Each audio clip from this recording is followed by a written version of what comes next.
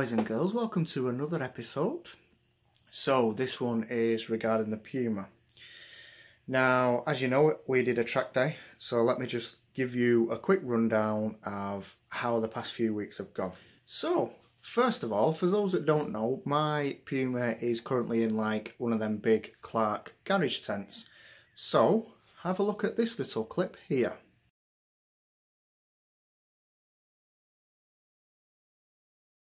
Right, there's my Puma, and in someone's garden, there's my fucking tent.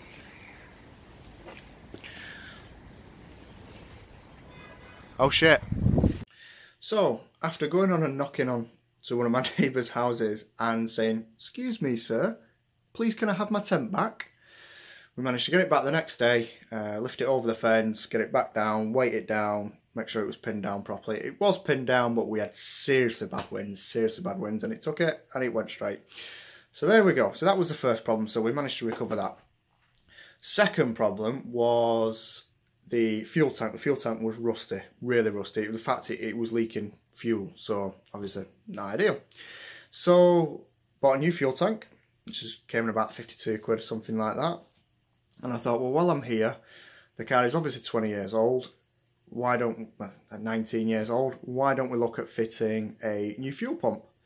So go on eBay, that's where I got the tank from, had a look, and full fuel pump assembly with new gasket, everything like that, 38 quid, 39 quid delivered. I thought, boom, that'll do, you know, trying preventative maintenance here. Let's see if we can sort some things out.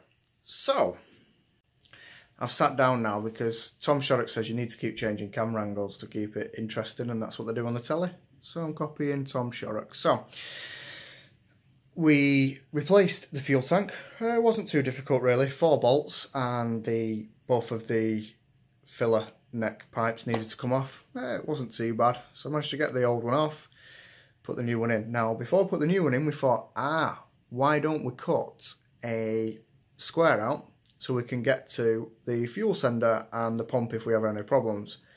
Bloody good job I did, because we had problems. So, we put the fuel pump in the tank, put fuel in it, and the car wouldn't start. Now, we noticed the fuel pump wasn't priming. So, we used our little hole that we cut, because we're smart, and we took it out and tried to prime the fuel pump, and it was priming. Put it back in the tank, no prime. Another switch of camera angle. See, I'm on this. So we did that, and we kept doing that, in and out, in and out, in and out. So we thought, maybe it's an earth problem, because it seems to be when it's out the tank and it's sat somewhere, it's getting a good, it seems to be getting a good earth maybe, and maybe that's what's causing the problem. So we tried to earth it. No fix. So we spent, no joke, 3-4 hours maybe trying to work this out, trying to fix it. And it came to the point where it was just so frustrating. Anyway, it turned out the new fuel pump assembly, the wiring for the inside, for the plug, was poor, really. I mean, we're talking Chinese Friday poor. That's how poor we're talking.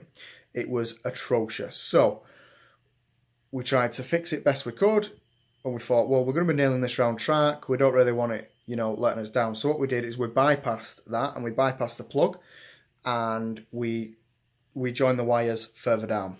We drilled the hole and joined the wires further down. That seemed to get us through. That seemed to start the car every time. Great news. So then, because we'd spent so long on that, we'd not really had time to prep the rest of the car. So my uncle, who is in with the Puma with me, he had to leave. He had to go back home, obviously, go back to work, things like that. So that left me to do the rest of the jobs. So change the wheels over, make sure everything was tidy, make sure everything was clean inside, make sure the car was clean on the outside, tighten up all the bolts, make sure everything's right, put the headlights back in, do some other work, make sure the coolant levels are right, the oil's right, everything like that. Everything you need to do for a track day, make sure the tyres are at a good PSI, etc, etc. So we managed to do that. I managed to do all that. I also managed to, massive thank you to Etchit UK, Chris, Essex Mini, most of you will know him as. Etchit UK really came through for us and provided us with all the graphics, and as you'll see in the pictures and the video, the little short video that I've got, that you know, the car looked absolutely great. It looked really good. It got a really good response at the track day. So, that being said, smashing these camera angles changes that. I'm still in the same room. Smart this, it's easy. So, with all that being said, the track day. So, I'm pretty sure I've got some footage of us going to the track day. Insert here. Good morning, good afternoon, good evening, whatever time you are watching this. So, it is the 16th of February 2019, however you want to say that. The time is 6:05, that's AM, and me and cameraman Dan, my brother-in-law, are on our way to Blyton Park, which is a raceway. We booked it through Javelin Track Days, well, trackday.co.uk, and then which is a broker for Javelin. So we've got a car that's very, very, very much up my arse, which is the Ford Puma. As you can see, it's got the poppy on the bonnet, and the lest we forget, I will show you more of that once we are pulled over and we're at the track. So yeah, so this is just a quick intro. Hope you enjoy the video. Cheers. Right then, I'm just going to do a quick pan of what's here.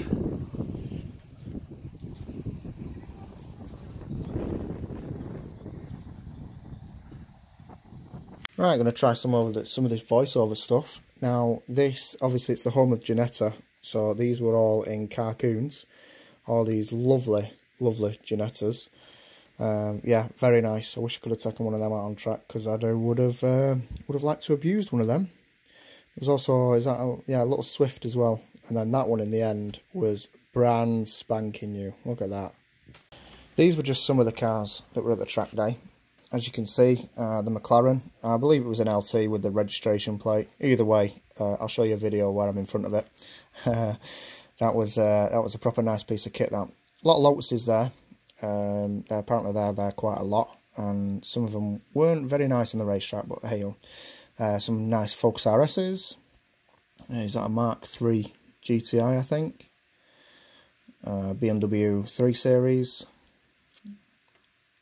Didn't really see that much on track. Obviously some kit cars and some Mini Coopers. I believe they were all supercharged, these things.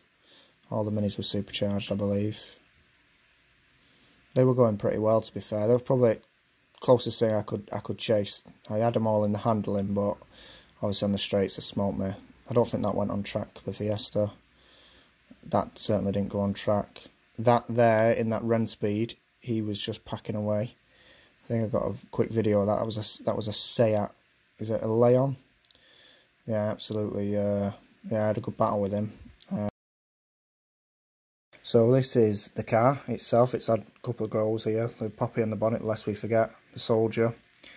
The graphics on the side, I must say, Etchit didn't provide them. I got them from someone else. And that's Etchit, obviously, on the back there. Advertising for him. They did a great job, and we lost half of them on the track day and on the way down, to be fair. So yeah, that wasn't very good, but I did get them from someone else. And then obviously you've got to do the bit of advertising, of course.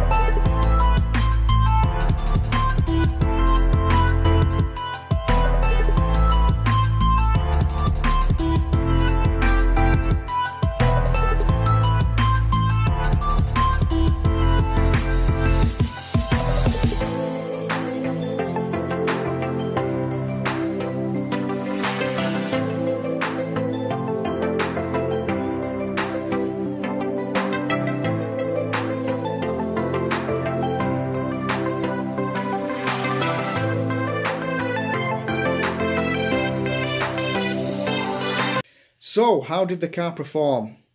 Oh my God, absolutely amazing. Absolutely amazing. As you heard in the video there, I had an issue with the fuel. Again, we had more problems with this fuel pump. The seal was just ridiculous. It was, again, Chinese, absolute crap. I have messaged the company and never got back to me. They got negative feedback because they're selling crap.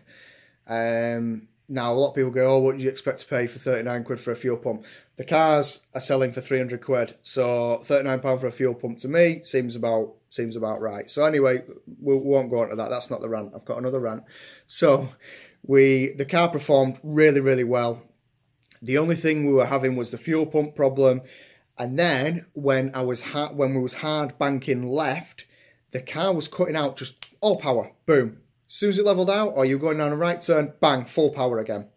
It felt like an electrical shortage. It was like something was touching, arcing out, causing all the car to die, and then obviously when you turn back, when you turn the steering wheel right, it'd come back on again. So it was really strange. We had at dinner time we had the car right up, and we were checking everything underneath the car.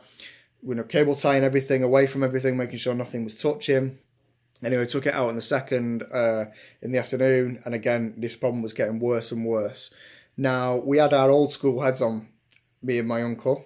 It can't be fuel because it'd stutter. It'd go, and then die. This was instant off, instant on. So, but you don't go old school because it's fuel injection. So we think the only thing we can come up with is, again, this fuel pump's so poor, that's one of the reasons, but also as well, banking left, it's no pressure in the line, the fuel pressure's cutting out, so it's cutting out the injectors. That's what we've come up with, and I think that makes sense. I've spoken to a few people, I'm pretty sure that makes sense, to be fair. So, but apart from that, oh my God, we were kissing that car by at the end of it. It was amazing, absolutely amazing. The whole day was great, thanks to Blyton Park, thanks to Javelin Track Days. You know, the pits were great. The funny thing is, right, we had the lowest budget there. You know, we had, for all intents and purposes, a £500 car. There were some serious race cars there, some serious cars. And some of these guys were turning up with trucks full of parts, full of tools, everything. But you know what the funny thing is? They were coming to us and asking to borrow tools, and they were spending a lot of time with us. And I also got a compliment because apparently nobody had bigger balls than me on them first two corners. And people were coming up to me and going, you are flying in them first two corners. And I was, Jesus was I hard on that car in them first two corners. It was brilliant. I can't recommend Blyton Park enough, and Javelin Track Days, absolutely superb.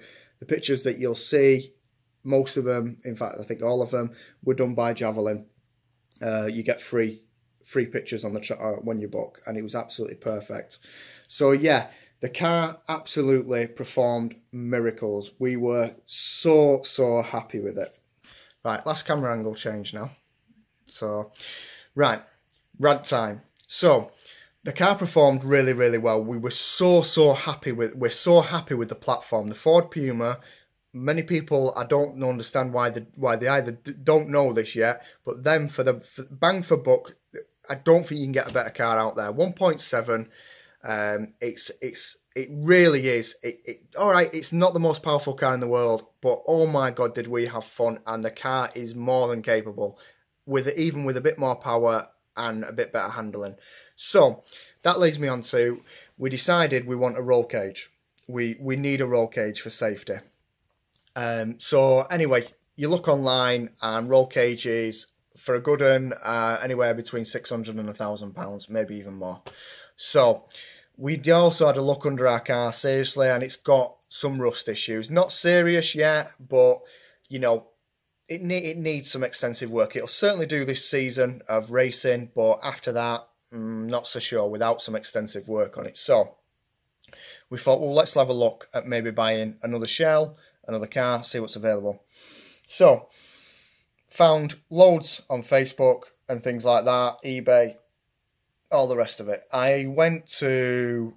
We found one on eBay. I spoke to the guy. It was absolutely perfect, roll caged, you know, setup, the advert could not scream more. In fact, I will put a screenshot of the advert just up here and some pictures of the car as well. So that is the car and the spec that I went to go see. Now, I'm in Manchester. This car was in Pontypridd, I think it is, which is just south of Cardiff. So yesterday, me and my uncle borrowed a trailer off a friend of ours, loaded it up, set off at 4:45 in the morning, all the way down to Cardiff, got there for just after 10, and oh my god, that car was a piece of shit. Oh my god, the roll cage was not even from a Puma. It was ridiculous. It had almost like blocks for extensions because it wasn't from a Ford Puma. All the tyres were mismatched. The lightened tailgate was all the metal taken out of it, or loads of metal taken out of it, fiberglass, some of it, a plastic window, not a Perspex window, a plastic window put in. And do you know what the lock was? Because I'd taken the lock out, a self-tapping screw that you tightened up and undid to open the boot. They were just some of the problems with the car. Look at the engine on them pictures there, you'll see. All looks lovely. Thought it was powder coated. It had been hand brush painted with not even VHT paint. It was all flaking off. The coils was in this much of water when we got there because of the holes in the bonnet. So obviously the car's been stored outside. This again, I've spoken to this guy so many times. You know, I'm not going to name him. You can see the ad yourself. But you know, I spoke to him. He said he didn't know much about the car. He bought it off someone else. But the sills, the outer sills, I could almost put my fingers and fist in. And it was ridiculous. They were crumbling away in my hands. And we went a hell of a long way to come back without a trailer. Now, just to let you know the prices, because basically the car was up for 1,100 quid. We'd done a provisional deal over the phone for 900. We were going to try and knock him down when we got there a bit more, as we all do. We got down there and his nephew let us in. He turned up a bit later, well, about 5 minutes later. By that time, we was almost getting back in the car. And we said, it's just not for us. And he said, oh, right. And we just started explaining some of the problems that it's got. And it's just, you know, he said, well, does 500 quid buy it? You know, 500 quid and you can take it away with you. I said, I'm not being funny. I said, if you said to me £200, I wouldn't even drop the ramps off the trailer. Because it was that poor. It was that bad of condition. So, my rant is, please, please, please, please, please, if you are listing something for sale, be fucking honest. God's sake. Be honest. If it's crap or if it needs work, be honest. Don't say, oh my God, this is the best car I've ever seen in my life, when actually it's a piece of crap. Anyway, rant over, guys. The car performed absolutely perfect. There's more to come on the Puma and Puma related things. And also we'll get back to mini stuff soon. Thanks for watching. Stay safe.